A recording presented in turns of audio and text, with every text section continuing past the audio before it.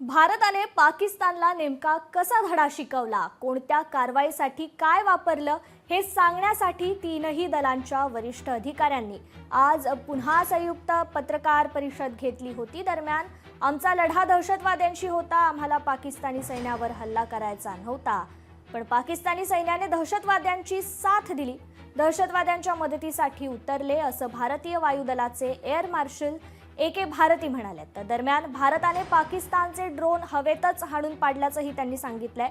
यात भारताच्या एकाही वायुदल सैनिकाला हानी पोहोचलेली नसल्याचं त्यांनी स्पष्ट केलंय।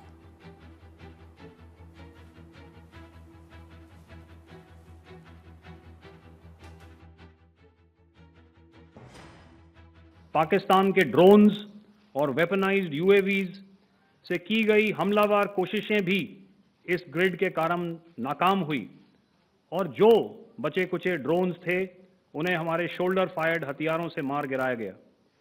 मैं यहां पर अपनी बॉर्डर सिक्योरिटी फोर्स की भी सराहना करना चाहता हूं। उनके डायरेक्टर जनरल साहब से लेकर बॉर्डर पर तैनात बीओपी पर पहरा देने वाले आखिरी जवान भी हमारे इस अभियान में बढ़ चढ़कर शामिल हुए और बहुत बहादुरी से उन्होंने हमारा साथ दिया। 7 मई को हमने केवल आतंकवादी ठिकानों पर ही हमला किया था, पर अफसोस इस बात का है कि पाकिस्तानी सेना ने आतंकवादियों का साथ देना उचित समझा और इस लड़ाई को अपनी लड़ाई बना ली। इस परिस्थिति में हमारी जवाबी कार्यवाही अत्यंत आवश्यक थी और इसमें उनका जो भी नुकसान हुआ वे खुद इसके लिए जिम्मेदार हैं। अगर आप सारे सिस्टम्स को पार कर भी गए तो आपको फिर भी एयरफील्ड या लॉजिस्टिक इंस्टॉलेशन या जो भी चीज को आप टारगेट कर रहे हैं उसमें पहुंचने से पहले कोई ना कोई इस लेयर्ड ग्रिड का सिस्टम जरूर गिरा देगा। जो दुर्दशा कल आपने पाकिस्तान एयरफील्ड्स की देखी और शायद आज भी एयर मार्शल भारती की प्रेजेंटेशन में, हमारी एयरफील्ड्स हर प्रकार से ऑपरेशनल हैं। दरम्यान तीनही सेना दलांच्या पत्रकार परिषदेची सुरुवात ही रामधारी सिंह दिनकर यांच्या जब नाश मनुज पर छाता है पहले विवेक मर जाता है या कवितेने झाली। हाच मुद्दा धरून पत्रकारांनी सैन्य दलाला प्रश्न विचारला, त्यावर हवाई दलाच्या अधिकाऱ्यांनी रामचरितमानस मधल्या ओळी म्हणून दाखवत पाकिस्तानला इशारा दिलाय।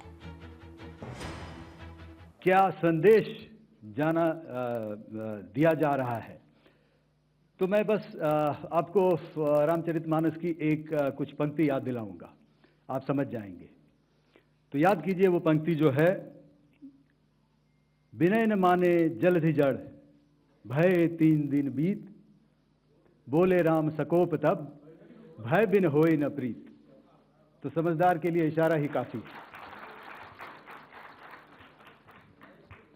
और जहां तक ये टर्किश ड्रोन्स का सवाल है, आपने देखा किस तरह के रेकेज यहाँ पे फोटोग्राफ्स हमने दिखाए हैं, चाहे वो टर्किश ड्रोन्स हो या और कहीं के भी ड्रोन्स हो।